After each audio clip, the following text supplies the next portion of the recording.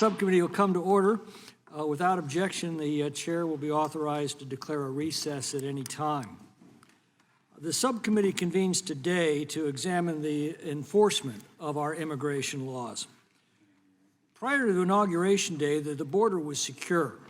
The laws were being enforced. The border wall was nearing completion. The Remain in Mexico policy had slowed illegal immigration to a trickle, and court-ordered deportations were being enforced. Of course, all of that changed when the new administration took office and immediately canceled the border wall, ended the Remain in Mexico policy, and ordered ICE to stop enforcing deportation orders. Since then, we've seen more than 2 million illegal immigrants deliberately released into this country, a population the size of the entire state of Nebraska. Meanwhile, more than 1.5 million known gotaways have also entered illegally, an additional illegal population the size of Hawaii. Our previous hearings have documented the unfolding human tragedy of the border crisis.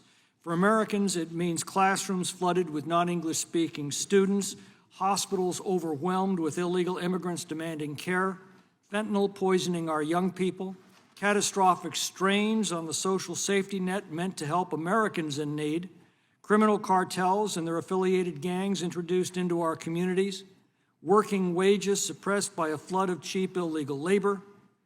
And now we observe the irony of officials in so-called sanctuary cities like New York and Chicago and sanctuary states like California warning that they cannot handle this influx.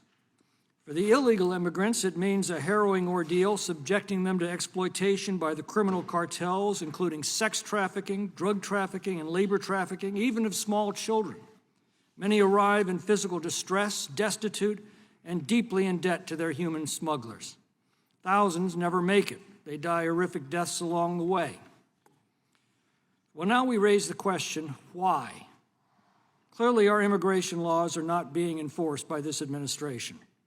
That fact is self-evident when we compare this administration to the last one.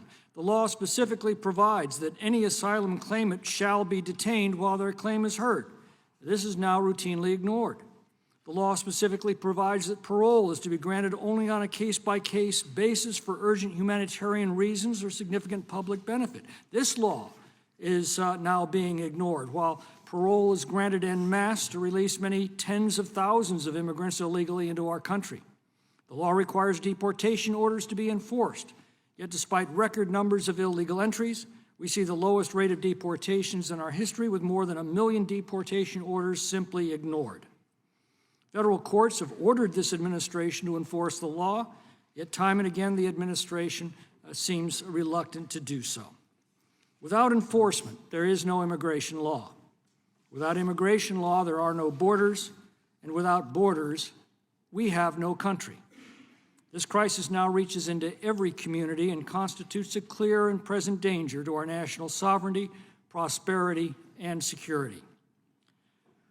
We Americans have always prided ourselves as being a nation of laws and not of men.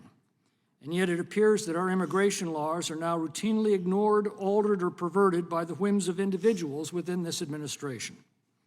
It's important in the inquiry today that we separate out policy differences from actual violations of law.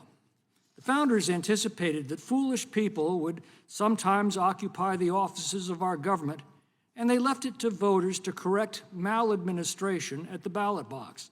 Lincoln put it this way: the voters are everything.